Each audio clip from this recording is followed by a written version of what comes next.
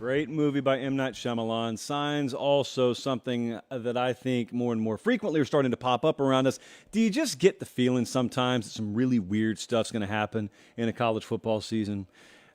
If your answer is yes, you feel a lot like I do. We're jam-packed high atop a fall-like, a suddenly very autumn-like downtown Nashville, Tennessee. Wasn't the case 24 hours ago, kids, but it is now. It is Tuesday, August 15th, year of our Lord 2023. So we got camp intel, and you know that because if it's late kick and it's August, we're talking about what's happening on actual football fields coast to coast.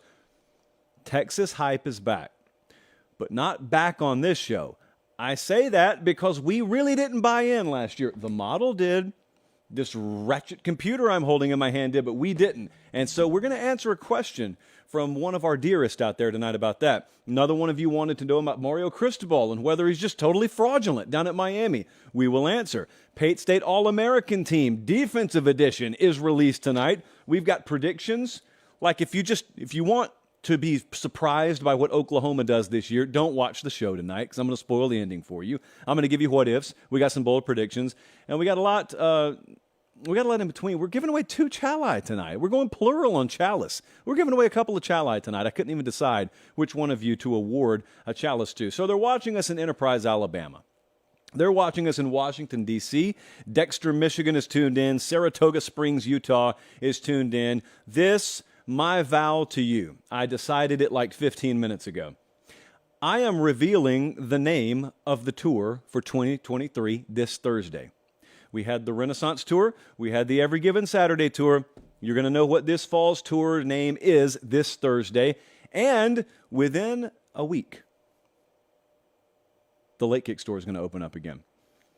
So we're not going to use this as a massive promotional tool. I just let you know when it's opening. You guys do whatever you want to with it. I will tell you this, though. If you're not following on Instagram, you're missing some sneak peeks at Late Kick Josh in the story there as we speak. So I'd beg you to subscribe to the channel, but frankly, you guys are doing a great job on that, so just keep up doing what you're doing. Let's dive into fall camp intel. Now let's go ahead and ceremonially pop the paper before we even get into this.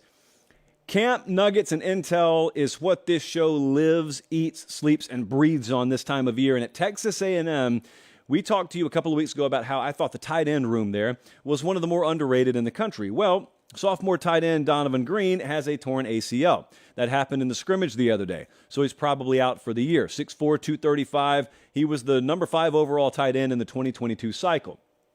Okay, so that's not catastrophic, but it's also not great, obviously. Jimbo Fisher, after this happened, he tried to ease concerns and say, I still like that room. He's not lying to you. He still does like that room. They got Max right there, more of the blocker. Jake Johnson was the number 1 tight end in the 2022 class. That's a guy who really gets bumped up the depth chart a little bit, and he was already going to be on the field. They'll lean on him a lot more. And so if you're trying to look for early guys that are probably under the radar as pivot points in offenses, not that they hurt for wideout talent there, but Jake Johnson's going to be an important player, I think, for them. For the record, you haven't heard me say quarterback competition, quarterback controversy, etc. with Texas A&M a single time this fall or summer, as it were. That's because Connor Wigman's taking all the first-team reps out there. That's not a surprise. Let's go to USC. So remember back in spring, USC couldn't even practice like they wanted to. Why? Because they didn't have defensive depth, and they certainly didn't have it last year. So do they have it this year? Well, it's not going to shock you to learn that folks close to the program keep telling us, hey, guys, I'm not kidding you. The defense looks a lot better. That's true, technically. It's also true that it was horrendous last year. So there was nowhere to go but up. But I don't want to knock what they're doing out there. So they did make some big moves in the portal. And I don't doubt that they'll probably be significant to quantum leaps improved statistically this year from the, 94th ranked points per game defense in FBS last year. Okay, but I want to know whomst, not just what, whomst is going to stand out this year. They got a linebacker, Tackett Curtis. It's a true freshman. Number 12 in the 2023 cycle at linebacker, 6'2", 225. When I talk to folks at USC, boom, that's the name. Tackett Curtis, Josh. You got to watch out for Tackett Curtis. Well, guess what I'm going to do, kids? I'm going to watch out for Tackett Curtis. And as you know, or I guess you should know by now if you've studied those helmet grids, USC's schedule is kind of backloaded. So the Trojans are a high-profile team. I don't think that you'll be talking about them week to week early in the year, but remember, there does come a time later in the year where they got every one of them, or virtually every one of those other more highly ranked odds teams out there in the Pac-12, and they got to play every single one of them, and it's depth that you got to be focused on, okay? It's preview magazine season. All of us get enamored with those first 22 names. And then what happens by week 6? You got red Sharpie all over the place because folks are either banged up or outright just out for the year. Well, Tackett Curtis is just a name to keep an eye on there. I need more than him. I need depth. It's just a name that keeps surfacing. Also, they're not hurting for wide receiver talent, but we keep on hearing about Zachariah Branch. That's a true freshman, 5-star receiver. Just keep an eye on him. Brennan Rice is out there. Singer they got from Arizona. Mario Williams, yes, he's still there. Loaded room. Doesn't mean an elite true freshman couldn't step up. At LSU, not so great news, really. So you know they are doing this thing down there where they're just trying to portal in a secondary, essentially. We talked about that a million times on the show. Here comes 1,000,001. But not in a good way. So Denver Harris has been a problem of sorts for them lately. It's not something I've spoken about on the show, but now everyone down there is talking about it, so I will too. Denver Harris had a pretty piss-poor attitude since he's been at LSU. That's not news to anyone who knew about Denver Harris at Texas A&M, because that's where he was last year. So Denver Harris has not been at practice the last couple of days. Denver Harris reportedly was pretty instrumental in one fight that happened the other day at practice, almost another one that happened afterwards. Denver Harris also not to be found anywhere in the team photo. I don't know what's going to happen with him. I think LSU has other players they're far more concerned about at this point than Denver Harris. Zy Alexander, Deuce Chestnut, those two dudes look good. So they got them out of the portal as well. I would, at this point, be a little surprised if Denver Harris is playing a major role in the LSU secondary this year. However, I got 2 stocks that are way up down there. This is not a surprise to an LSU fan, but if you're a Tennessee fan and you just want to know what's happening at LSU, Malik Neighbors, big-time talent last year, stock just continues to soar down in Baton Rouge. There's none to be found anywhere. If you do see some Malik Neighbors stock, snatch it up. And Mason Smith, I remember it like it was a year ago, because it was. They open against Florida State. Mason Smith, his former 5-star guy on the defensive line. Everything about the expectation of how good the LSU defensive front could be is revolving around this 6'6", 315-pound guy in the middle, and then boom. He tears ligaments in his knee. He's out for the year. And I had a little sinking feeling for my LSU brethren in my heart. And then they just went and won the SEC West anyway. Well, this year they have him back. And the question is always, first off, is he back? And then secondly, does he have that explosiveness, that twitch, etc.? Sounds that way. There's also dudes like Harold Perkins already down there who didn't get hurt last year. So LSU is going to be really formidable up front. What about Florida State? Florida State. The blue chip ratio, not as kind to Florida State as it is to the other elite contenders out there, right? The blue chip ratio is just the overall ratio of former 4- and 5-star guys on your roster compared to guys who weren't former 4 or 5 stars. History says nobody below 50% in the blue chip ratio has ever won a national championship. Florida State's in the low to mid 40s. What do we talk about all the time on this show? Just because it hasn't happened doesn't mean it can happen. Things happen for the first time all the time. And so Florida State's trying to be the first of the batch of maybe future teams that are able to break through that threshold. Well, if they're going to do it, we all know they have to do it with transfer talent. Here's where the good news pops in. Sounds like they hit on all of these transfers. So first off, they signed the number 6 transfer portal class. They signed 8 4-star kids in that class. Just some names we keep hearing about. Over at Knowles 24/7, they're doing a great job of chronicling and documenting all this. They got a couple of tight ends there. Jaheim Bell, for example. Kyle Morlock is another. Those 2 guys came in, and it's really interesting. All of a sudden, the versatility that gives you, the 2 tight end sets, the different multiplicity offensively. It's just a word I wanted to fit into the show tonight. Someone bet me $5 on it. The multiplicity, people, at the tight end position. Looks like Mike Norvell, at least on paper, has a lot of weapons at his disposal. It doesn't stop there. Braden Fisk, the defensive lineman, looks good. Keon Coleman, remember the wide receiver out of Michigan State? You know, when there was all that dust, all that smoke, I guess is a better word, around Michigan State. Is Peyton Thorne, the quarterback, going to leave? Is Keon Coleman going to leave? Yes. Yes, one of them went to Auburn. We'll talk about him in a little while. And the other one, the wide receiver, Keon Coleman, is down at Florida State. And I don't think it should surprise anyone who's watched him play. He's shining early in fall camp and looks to be an integral part of their offense and their passing attack. Frentrell Cypress at corner, I didn't even mention him from Virginia. He's looked really good. So I cannot speak highly enough of how good they're talking about their transfers down there, which is a good thing because they have to have them come through if they're going to hit that over at 9.5 wins. Heavily juiced to the over. Didn't realize that. So a lot of folks loving them some Florida State right now. Do you love Ohio State? Where are you tonight? Where is the Ohio State quarterback battle as the sun sets here on August 15th? Well, Ryan Day, and I quote, says, "It's hard to name someone when there isn't a significant gap." Zoinks. And he also says heading into week 1 without a starter is not ideal. Now, that's an evergreen statement, but the first part is Ryan Day, I don't think BSing you. I just think there hasn't been a ton of separation. I have some disagreement there. I got a couple of different Buckeye group texts that I talked to my buddies in, and I'm obviously the outsider, and they follow every one of the 4 dozen websites that follow Ohio State day to day up there. So, they claim to know more than me.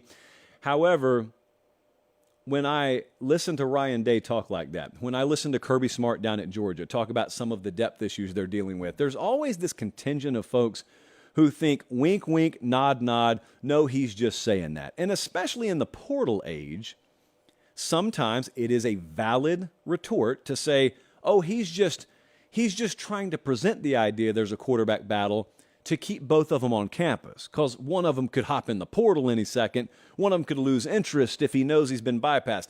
I'm not telling you that doesn't happen.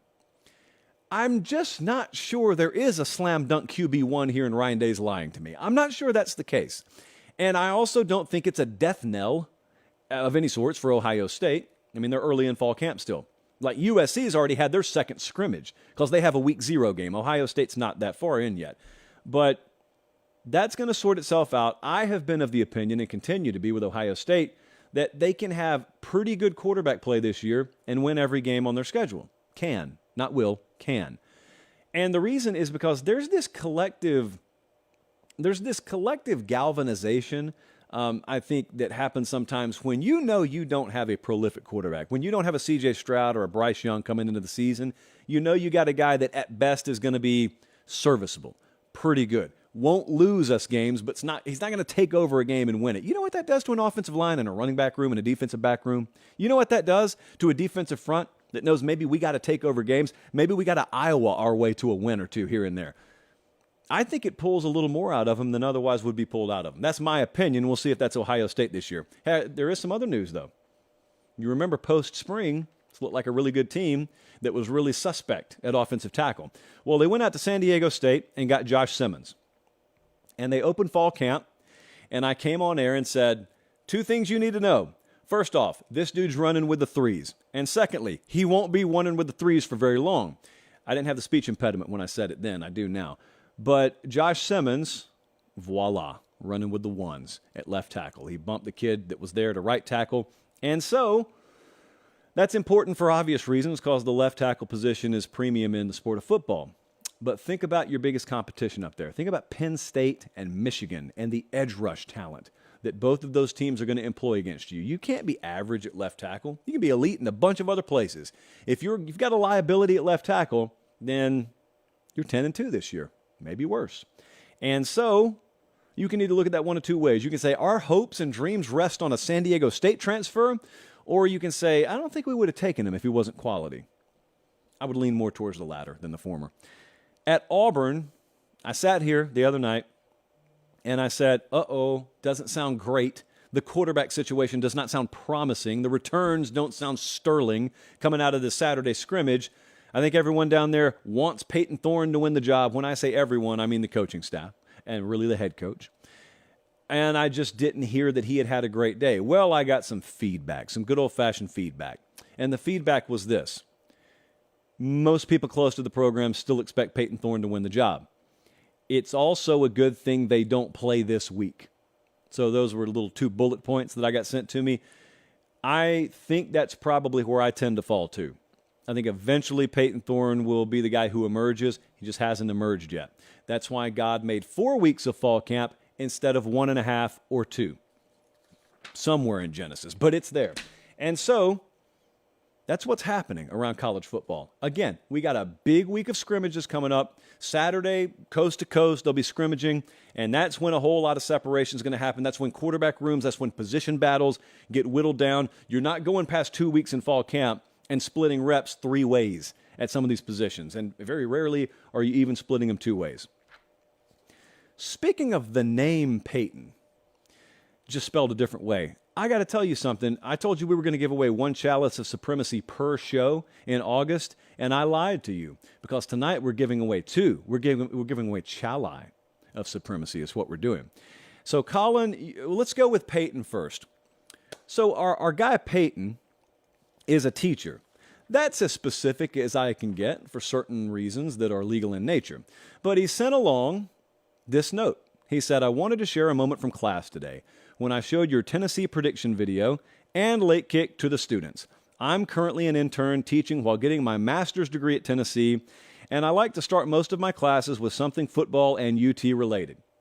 Today I had both classes give me their predictions for the season. The best part about it is the school's mascot is the Tornadoes. Sadly, I can't get a picture with the kids due to personal privacy concerns, but I wanted you to know the word is being spread. Peyton, a chalice of supremacy is coming your way. Thank you so much. But it wasn't done. Colin also has exclusive evidence of another one of you who is doing probably the most genius bit of guerrilla marketing for us, and that is taking a very, very cute young child who is still in a stroller, strapping late kick advertising to that child. It's from Lawton, Oklahoma. This was Trevor. He said, we're going to have the entire town subscribed. By the time we are done, we aren't above using a baby to get to 200,000 subscribers.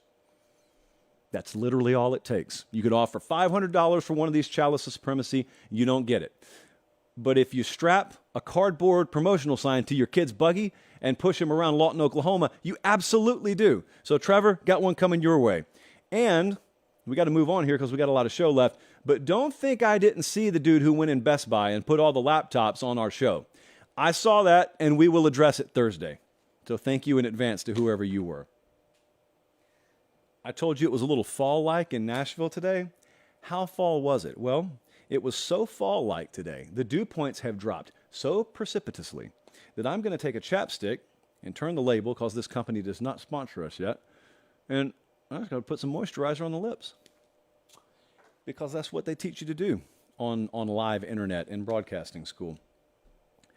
What If time, chapter 24 of What Ifs. This is where we just recklessly and sometimes irresponsibly go wherever our mind wants us to go, because it's August and everyone's undefeated. First up, we're going to Clemson, South Carolina. Aiden asked, what if Garrett Riley turns Clemson's offense into a top 10 unit? Well, what if he does? It hasn't been great up there the last 2 years. 2021, they were 78th in points per game. Last year, they bumped all the way up to 30th, still not top 10. So Garrett Riley comes in from TCU. Well, what has he done lately? Really good stuff. Last year, you may have seen them. They played in things like the national championship game. And last year, TCU was 9th in the country in points per game offensively. So, number one, if this happens, if Clemson really does vault all the way inside the top 10 of scoring offense, it was a tremendous hire. I think we all understand that. More on Garrett Riley in a second. Number two, if this happens, it probably means they win the ACC, because, I mean, they'll be pretty good defensively. So if Clemson's top 10 or top 15, both sides of the ball, Jesse, here's a good project for stats and info in there. When's the last time someone finished top 15, both sides of the ball, and didn't win the ACC? Better stat. When's the last time someone exhibited more than a faint pulse and didn't win the ACC? So if they're at that level, both sides of the ball, yeah, I think they won the ACC. Here's the third problem, very first world problem. Does someone snatch Garrett Riley up as a head coach? If they're that good this year, that quickly, does someone just make it a one-and-done situation for Clemson? That's the kind of thing you want to worry about, but that's where I think that would go if that what-if panned out. Next up, I don't like where this is about to go. I'm going to take a sip from the chalice. Colin, you can do your worst. Yeah, so Cade hit us up and said, what if Iowa State is a dumpster fire this year? I'd be interested about Matt Campbell.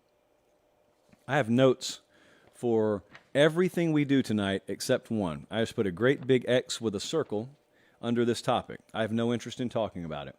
A lot of you have taken liberties with me, knowing my allegiance to a program whose color scheme mirrors that of Hulk Hogan and whose mascot is a tornado, knowing full well my second passion in life is storm chasing.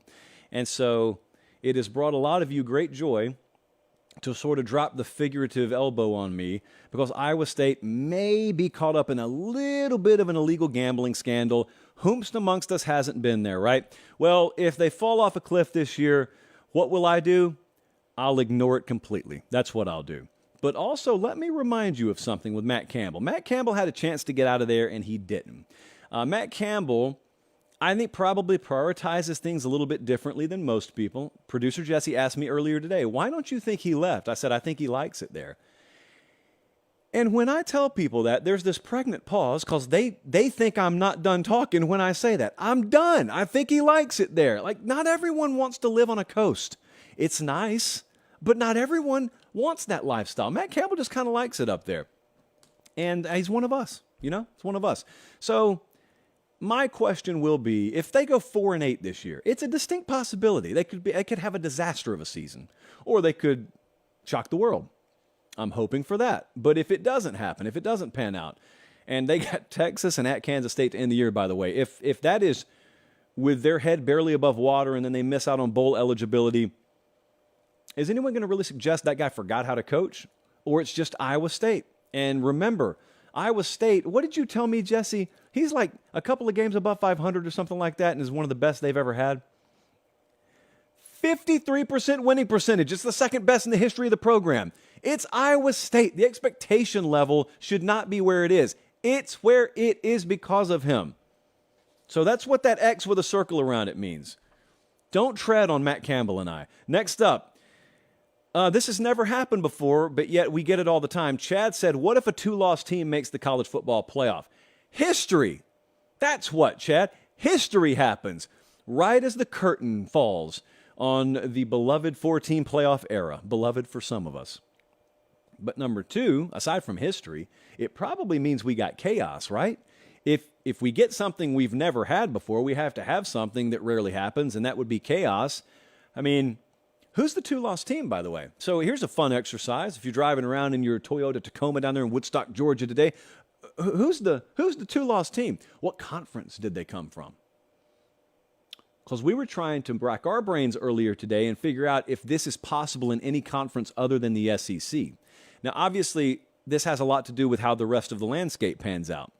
But in the Big Ten, if you just think it through, we think the teams that are capable of doing this in the Big Ten are all in the same division over there.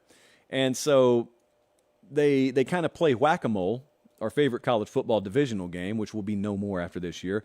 And also, you don't know about the strength of schedule, but in the SEC, a team like Alabama or a team like LSU, I mean, let's say like LSU loses to Florida State in week 1 and loses at Bama.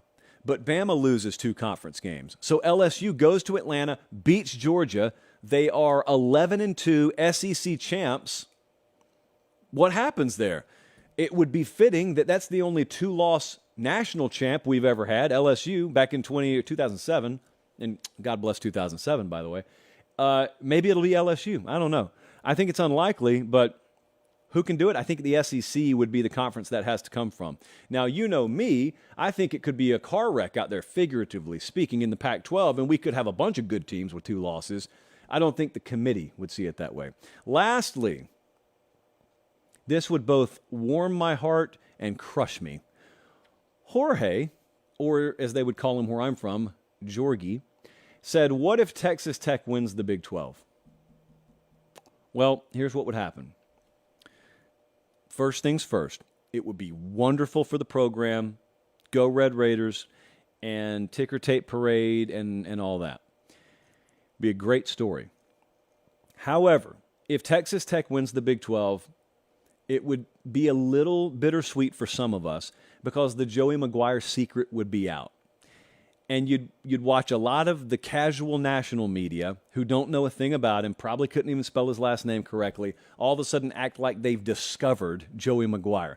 It's no different than when you watch the NFL draft and some draft expert who you know started watching college prospects you've watched for years about 3 months before the draft all of a sudden starts acting like they discovered some edge rusher out of Alabama, some defensive back out of Ohio State. And you're like, I was watching this kid as a sophomore in high school in Mansfield, Ohio.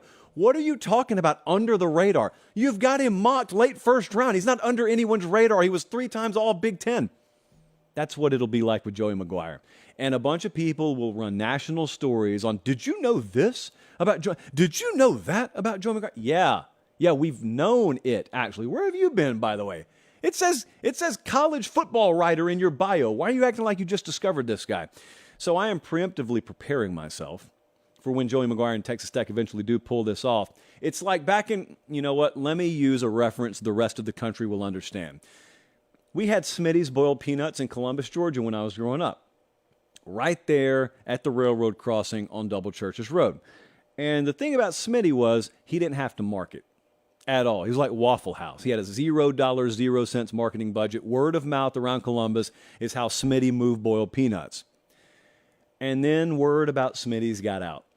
And it got out to the Green Island Hills folks. And so they started, they probably sent a proxy over because folks from Green Island Hills can't be seen buying boiled peanuts. But they sent them over. And then all of a sudden, Smitty's blows up and he has like franchises all over town. And it was still great, but you didn't get the authentic Smitty's experience. He had his own customized truck that I think was a relic from the World War II era. Oh, it was great. I doubt he ever washed the pot. It was wonderful. So the best seasoning, by the way, comes from the unwashed pot of boiled peanuts. Well, Joey Maguire Smitty's. That's what I'm trying to tell you. Again, I use references that are understood from Seattle to Miami, LA to New York, and everywhere in between. Hey, side note, if they do win the Big 12, do they go to the playoff? Are your children ready to live in a world where Texas Tech is in the college football playoff? I said it that way because I know that will end up in a hype video out there. Or I hope it does, because I can promise you we're the only ones that are ever going to say that. Even if I say it in jest, if they make the playoff, you will never hear me admit that I was joking about that. I'm not joking about this either. Academy Sports and Outdoors is a gift from the heavens, and you need to take advantage of it, because this is a free country, and you get to go into these places as many times as you want. Granted, it's during operational hours. But Academy Sports and Outdoors has your hookup for all your outdoor sporting goods needs, all your camping needs, all your recreational needs. You need a tent, they got you. You need a softball bat or softballs, they got you.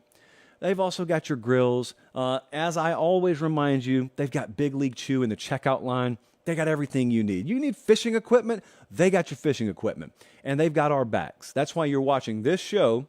However great or not you think it is, at least it's free, and it's because of Academy Sports and Outdoors. And let me tell you something else.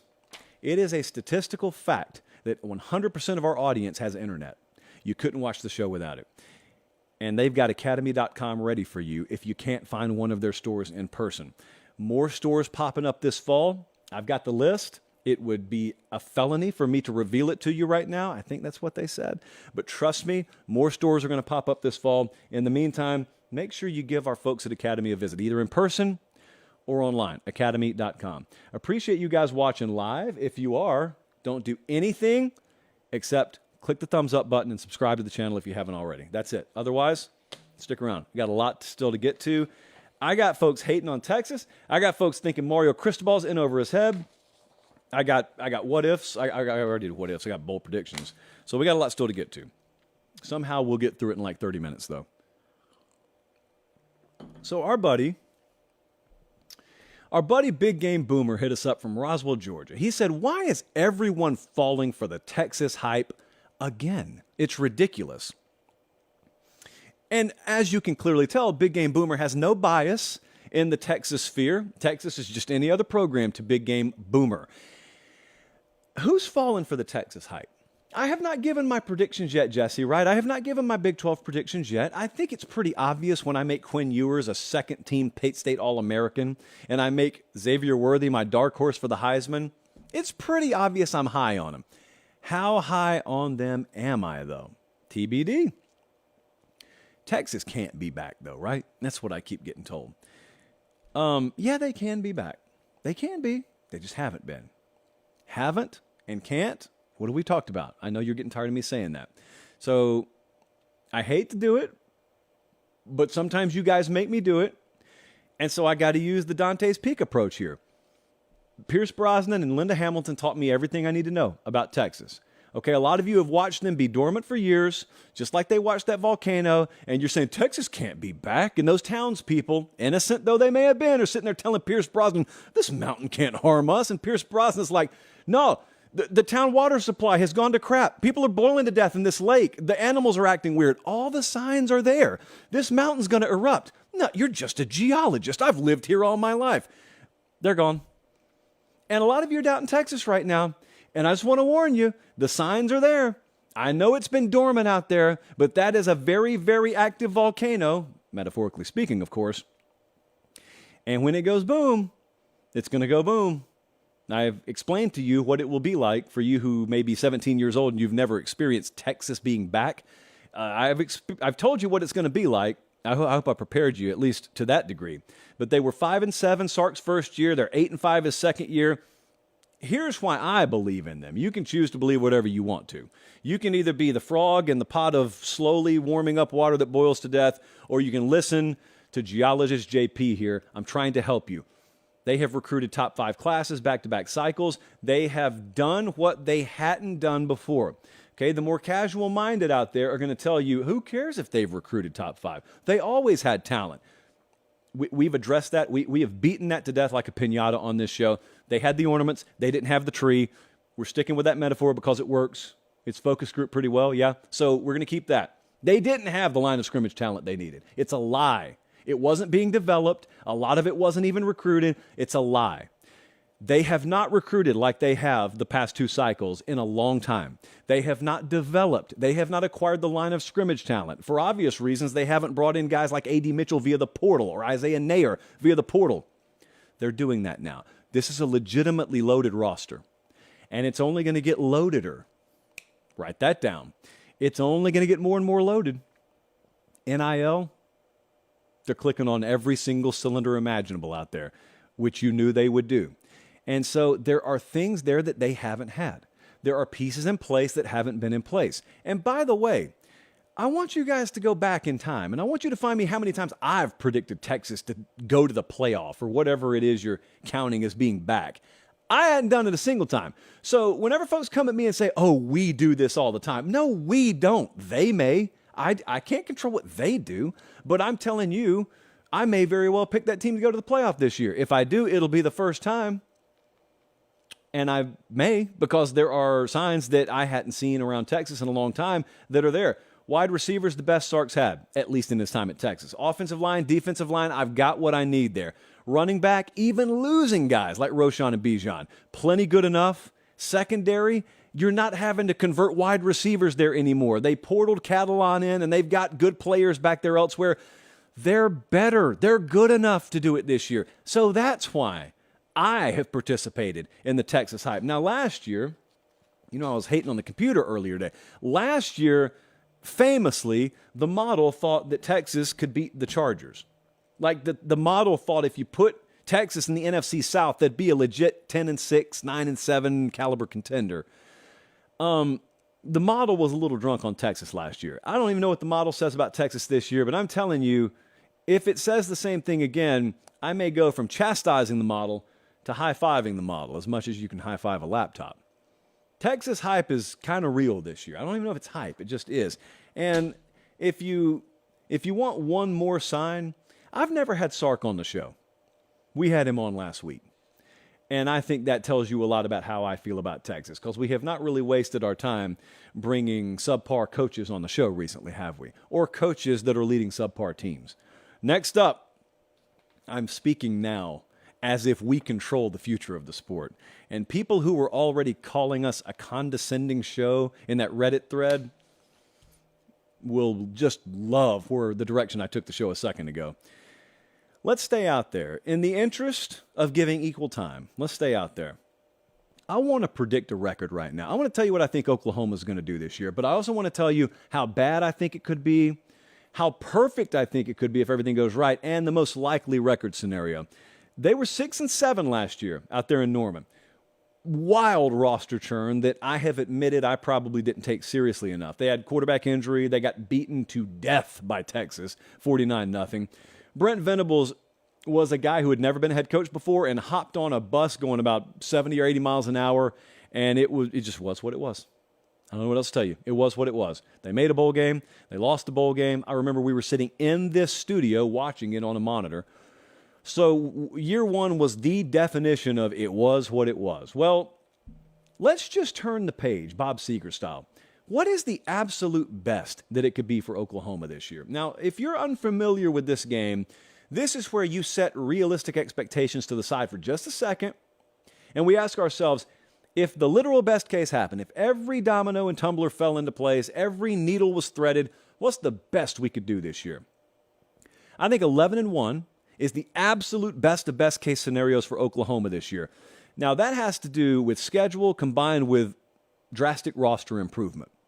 But I want to get to the schedule first. This is not to be overlooked. I've pointed this out to you a few times, but I really want to get vivid. Even if you're listening on podcast, I want to get vivid with this for just a second. So I'm going to read you Oklahoma's schedule, but I'm not giving you the teams they're playing.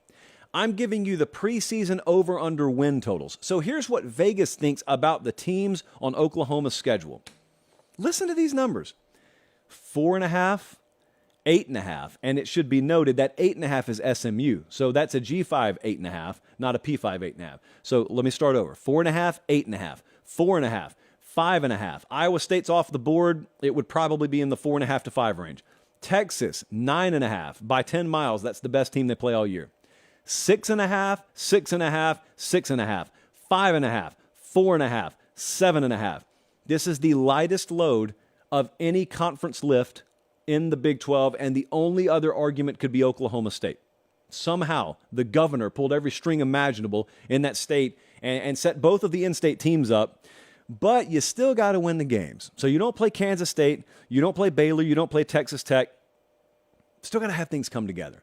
Still got to have that left side of that offensive line, that defensive line. It's got to be a lot better. Everything about the defense has got to be a lot better. But in this scenario, it all is. In this scenario, everything that was wrong last year, a lot of close losses, by the way, except for the Texas game. Everything that was wrong last year gets righted. So 11-1, yes, it's there. Even the odds makers in Vegas made their over-under win total 9.5, so they expect a big bounce back this year too. But you know that guy Brent Venables has been a head coach 1 year, and it was a disastrous first year. So it's reasonable to have doubts in your mind, and that's where the worst case record scenario comes in. And this one gets a little tough. The worst case for Oklahoma this year would be 6-6. That's a huge gap, admittedly. 11-1 to 6-6.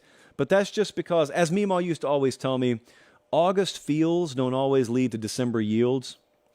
You can feel any which way you want to about Oklahoma right now. You could have thoroughly convinced yourself if you live in Lawton, Oklahoma, for example, or Enid, or Broken Arrow, or Wakita, where Aunt Meg famously resided in the movie Twister, robbed of multiple Academy Awards. If you live out there, I know how it works, guys. I do it with Pate State every year. You could convince yourself that everything's good to go, everything's been cleaned up, every guy lost 30 pounds of fat and put on 30 pounds of muscle simultaneous. Somehow that happened, and the team's never been closer. You know what the practice reports look like. So you can convince yourself of that. But that's August. They don't keep records in August.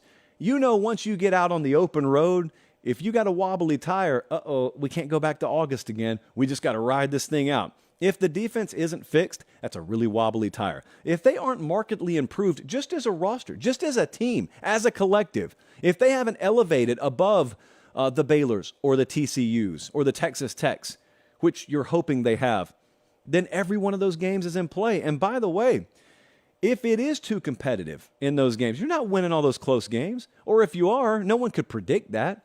So you probably at the very least have a bunch of one-possession, either-way bob games, bounce of ball games. If you just come up on the short end of those sticks more times than not, 6-6 is not out of the realm of possibility. But that's not fun to talk about. Here's what is at least palatable. What is going to happen? What's the most likely record scenario for Oklahoma? I'd say it's 9-3. And that's a blend of both worlds, obviously. I think there will be major improvement on the team. I highly doubt we watch them in week 1, 2, and 3 and say, I don't see much difference from last year. However, I think it's pretty realistic to still expect some wobbly parts to the overall Oklahoma bus. And that's to be expected for a number of reasons, but most importantly, Brent Venables is less than 24 months into being a head coach. And this is Oklahoma. It's a big-time program. It's a massive, massive step up in competition and responsibility. There's a lot of reason for excitement. And I think come season's end, if they're sitting at 9-3, you've got immensely more reason for excitement and expectation. But you're not out of the woods of growing pains yet. At least I don't think it would be realistic to say that's the most likely scenario. So, hey, best case exists for a reason. But man, I think that over under 9.5 is about right. And I would lean ever so slightly to the under, just because I know how life in this sport works. All right, let's roll it on here. Got to keep a nice, steady pace. I like where we are so far, though. Appreciate you guys being tuned in live. Tuesday night shows are still pretty new in being back. We've only had them back for a couple of weeks. But the real ones know. Okay. So I knew we weren't going to get too deep into fall camp before we got a question like this. And frankly, I'm surprised it took this long. Alan hit us up from Fort Bragg, North Carolina. He said, is Mario Cristobal just in over his head? It seems to me like Phil Knight secured those recruiting classes while he was at Oregon. And now with John Ruiz's troubles, can we expect him to compete with the rest of the state? So for 98% of you who don't keep up with the South Florida financial scene, John Ruiz is a guy who's been heavily involved in the Miami NIL scene. He's a self-made billionaire. Google it. And so he's been in the news recently, and there's a lot of stuff that it's kind of nebulous as to what the reality of it is and what's speculation. Anyway, so the perception was, Miami's angel billionaire investors in trouble. Now their pocketbooks are going to dry up. That's not happening. Let me go ahead and tell you that right off the top. That's not happening. But let me dive into this for just a second. I know that also, anytime we talk about Miami, because we've had Mario on the show like 10 times, and he basically let us sleep at his house when we were down there a couple of months ago, you don't think I'll criticize him. Well, watch this, kids. His offensive coordinator hire sucked last year. They know it. He knows it. I know it. Everyone who watched Miami football knows it. And so that was a one-and-done thing. Kevin Steele was the defensive coordinator. He was a one-and-done. Think about what that does. If you're a new hire, so it's already going to be uphill, and you already have the rebuild or the overhaul or, whatever kind of program you inherit, and you got to put your spin on it. You've already got all that, even if your staff is nothing but grade A hires. Well, what if you whiff on one or both coordinator hires? That just sets you back even further. Now, I know no one wants to listen to me say year 2 may also be a struggle down there. I don't think it'll be as bad as last year. But I'm just saying, if you turn their games on this year and they go 7-5, that's an improvement. It's not what you want. 8-4 is not even what you want. It's an improvement. I don't think people are ready to consider that, though. You want to go from what they were last year to, flirting with 9 or 10 wins. And maybe that does happen. It always comes down to the one-possession games, obviously, and quarterback health. But that's not something that just needs to be overlooked. Now, the question was, is he in over his head? No, I don't think he's in over his head. In over his head means he's incapable of doing the job. I don't think he's incapable of it at all.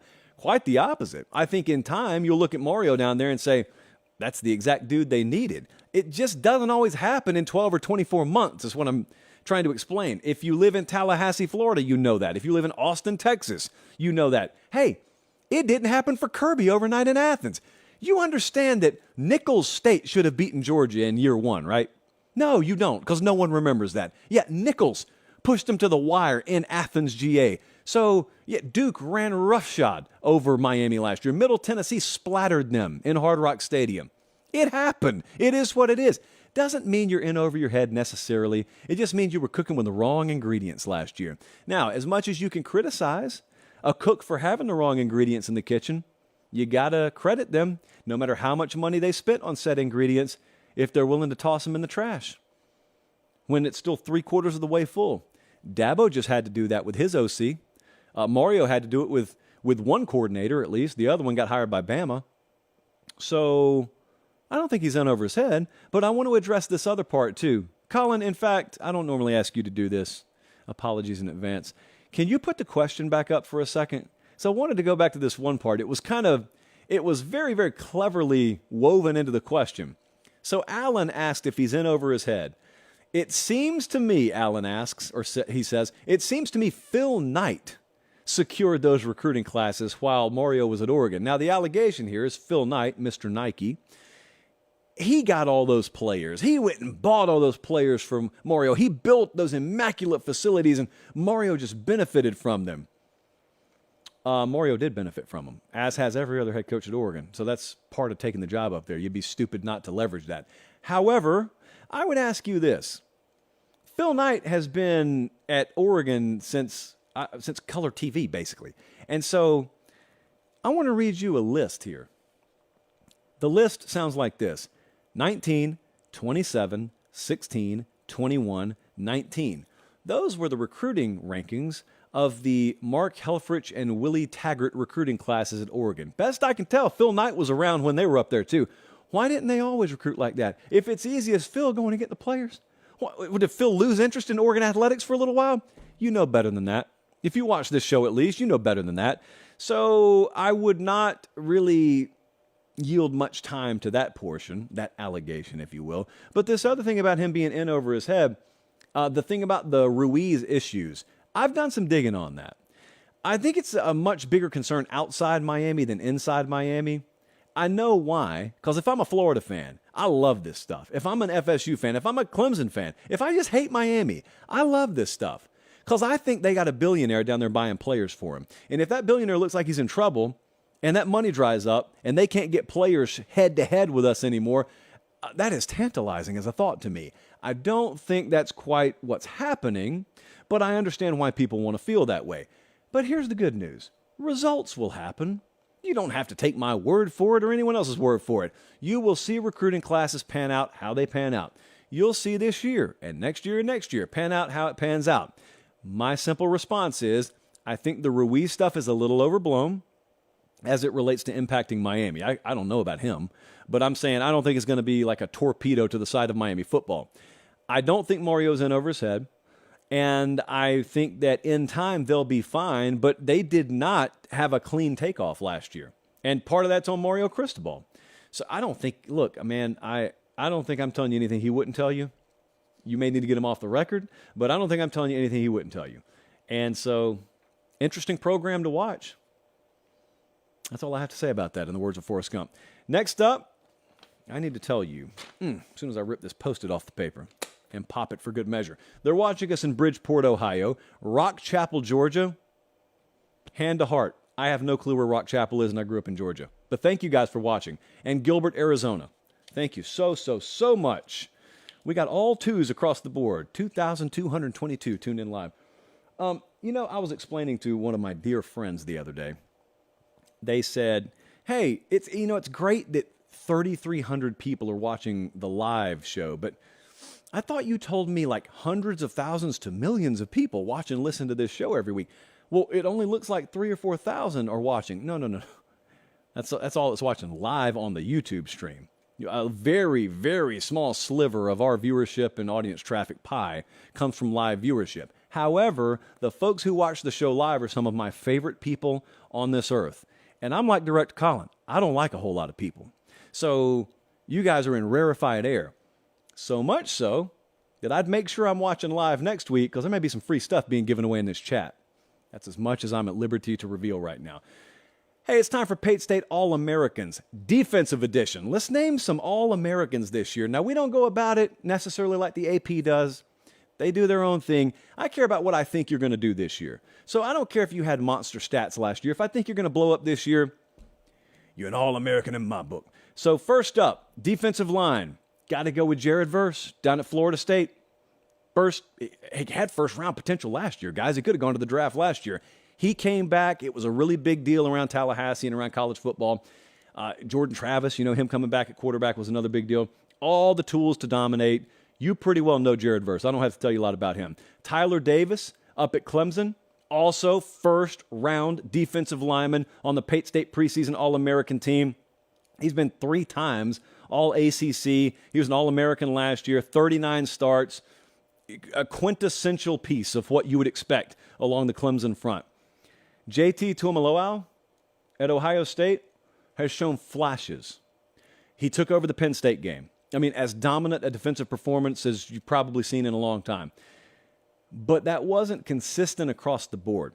He's one of the guys I'm talking about this year, actually, when I say, hey, Ohio State doesn't have an elite quarterback. They don't have C.J. Stroud.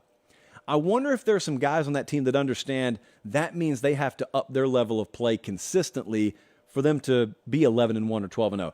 That guy right there is capable of being the best player in college football. I'm not kidding you. That's what kind of talent he has.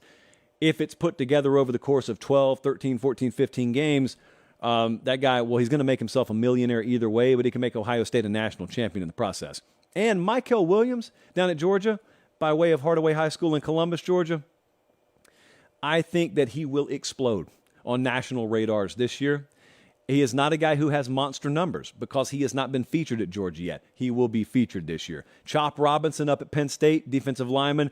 These are the kinds of guys that you need to model your life and your caliber of play after if you want to be a Pate State defensive All-American. Let's go to the linebacker position so I can talk to you about the best defensive player in the SEC. His name is, I believe at least, Harold Perkins down at LSU. First team All-SEC as a true freshman.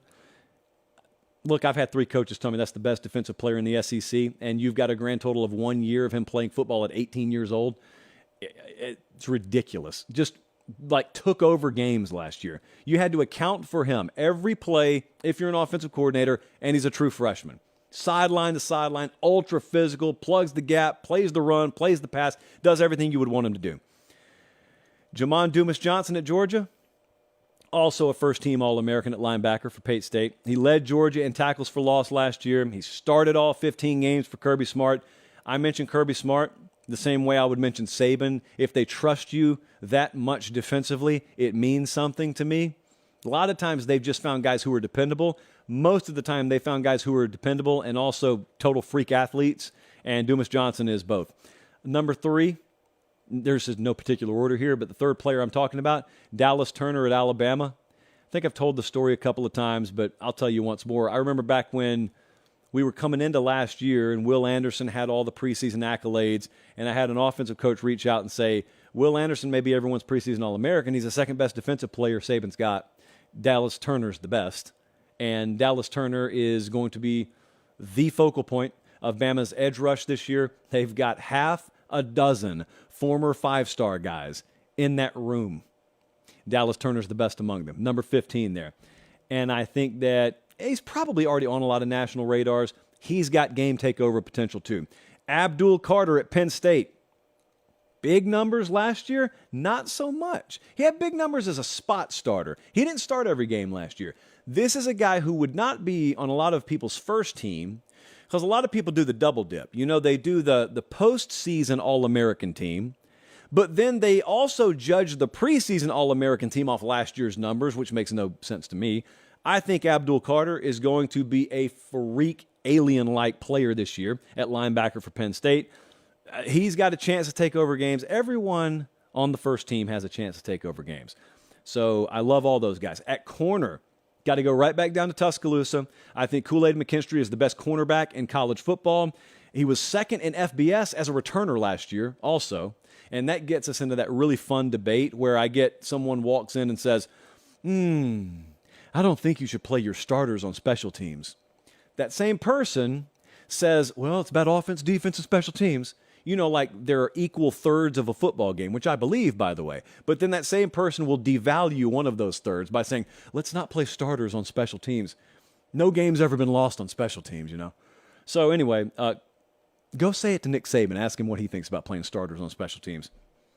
You don't even see Kool-Aid a ton in Bama games because most folks don't even throw at him. But when they do, it usually turns out well for Bama. Kalen King up at Penn State, they did throw at him a lot last year, but it also didn't go well. He was number 1 in Big Ten in passes defended last year. He was an All-American. He was all Big Ten. He has been dominant in fall camp. They don't throw the ball to his side of the field very often. And like I said, he and Kool-Aid are the kinds of guys that if they played in the NFL right now, they'd be able to hold their own in the NFL. They'll be there next year. So Kalen King's another one. Will Johnson at Michigan is a first-team Pate State All-American. And this is going to get some pushback because Will Johnson didn't have monster numbers last year. I would encourage you to go watch the Ohio State game. He did have monster numbers in that one. He was a freshman All-American. He appeared in all 14 games last year. The stats in 2022 don't scream preseason All-American. I think his stats this year will warrant, or validate rather, him being a preseason All-American, and that's all I care about. So, love Kool-Aid, Kalen King, Will Johnson. Those are my corners. But that's not all the secondary is made of, is it? Let's go back to safety for just a second. Malachi Starks this time last year was the talk of Georgia's fall camp. He's a true freshman at the time, and I didn't tell you this. So Starks was so good in fall camp last year, I forgot to tell you this story until just now. Malachi Starks was so good in fall camp, they were actively trying to suppress information about him. Like, Kirby didn't want information about 24 there out. They didn't want folks to know how good he was. Well, then the Oregon game happened. That right there, if you're watching on YouTube, that is his first college football game. Amazing player. Amazing player. So he's a preseason All-American for me this year. Led in pass breakups. He was first team All-SEC, started all 14 games. Let's go to Miami, because Cam Kitchens is another one on the first team for me. He was an All-American last year. He led Miami in tackles with 59 of them. He will be a national name this year. His play is already at that level. I think because Miami was bad, people didn't pay much attention to him. Cam Kitchens is absolutely Pate State All-American material. Now, let me tell you what I almost did. But it takes a brave man to do this, and I was not that brave man tonight. I regretted not putting Malachi Starks on my preseason All-American team last year, even though he'd never played a college football game. And I almost put Caleb Downs on my preseason All-American team this year because he is basically Malachi Starks just over at Alabama. The way they're talking about him over at Alabama really sounds like the way they talked about Starks this past year. I didn't do it again. I didn't put a true freshman on the All-American team. I already know I'm going to get claims of homerism for too many SEC guys on this list, but I almost did it. And the reason I'm telling you that is because if he balls out this year, I want all the credit with none of the blame if he only starts half a dozen games. Let's move on, and let's wrap up with bold predictions. Bold predictions are something we do on this show because I want you to have the platform to espouse all of these beliefs you have so fervently that you claim you would bet your own money on them. First up, try this one on for size. Derek from Tampa, Florida says, despite your venom towards the Gator fans and love for the Hurricanes, Florida will have more wins than Miami. First thing I want to say to you, Derek, is I love you, and go Gators. The next thing I want to say to you is I don't think this is going to happen. So 8.75 is what I pegged this on the boldness scale. Florida's preseason win total's 5.5. Miami is 7.5. Last year was the first time that both of these programs had a losing record since, anybody? 1979. That's just 2 years after Rumors came out by Fleetwood Mac. Greatest album of all time. Worst season of all time followed 2 years later in Gainesville and Coral Gables. Florida has 4 opponents with a preseason win total of 9.5 or higher. Miami has 2. Miami has the edge at quarterback. I think Miami will win more games than Florida this year, so I think this is wrong. However, it wouldn't be the most shocking thing in the world if I was wrong and this was right, so I'm making it at 8.75. Next up, and this prediction comes with its own custom post-it from producer Jesse. Ashton from Wichita, Kansas said Iowa will have a top 5 defense and win double-digit games this year. Iowa has the number 1 defense in college football in preseason S&P+. So them having a top 5 defense wouldn't be a surprise at all. They've been top 28 years in a row. The intel we get from fall camp is they may have the best defensive line they've had in several years under Kirk Ferentz. Then there's the schedule. And this is how we figure out how they win 10 games. So I have right here, stuck to my index finger, I have a list of the teams Iowa plays this year, and I have their offensive S&P Plus numbers. S&P Plus, for those unfamiliar, that's Bill Connolly's metrics and rating system. Very, very reliable, very dependable. I think most forward-thinking people in the industry have shifted towards using that over traditional stats. So listen to this. Again, you can go look up Iowa's schedule anytime you want to. I want to read you the list of offenses they're going to play. 111th 74th, 118th, 22nd, 56th, 45th, 41st, 63rd, 126th, 58th, 83rd, 99th. There is one offense on their schedule in the preseason S&P Plus top 40 offensively. Ugh, gross. So Iowa could very much just pitch shutouts this year. Iowa may need to score about 13 points to win some of these games. They may win and cover if they score 17. So I'm going to make this a 7.75. The prediction was Iowa has a top 5 D and they win double-digit games. That is not the craziest thing in the world. Given this schedule, given the total grossness of some of these offenses, and given how good they could be defensively again this year. All right, next up.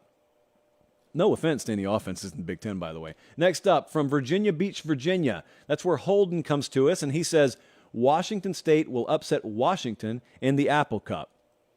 This is where we need licensing for Sarah McLachlan, because this will be a Sarah McLachlan special no matter what.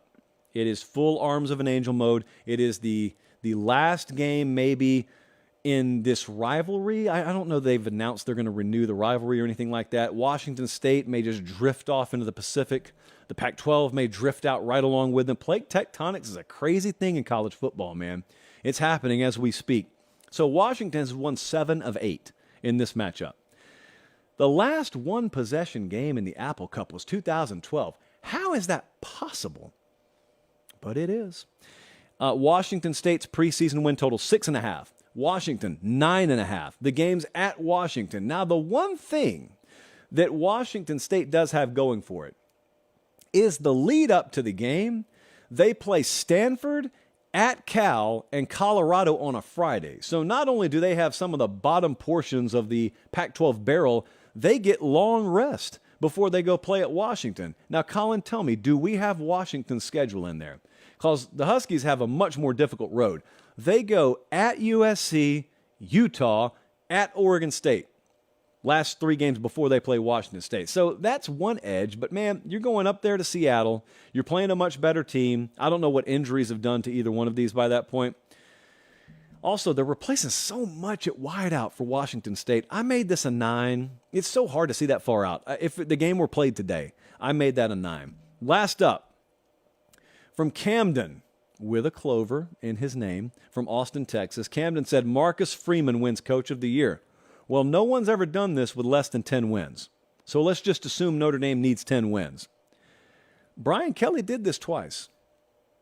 Twice, 2012, 2018. So we've seen an Irish head coach do it 2 times in the last decade-ish.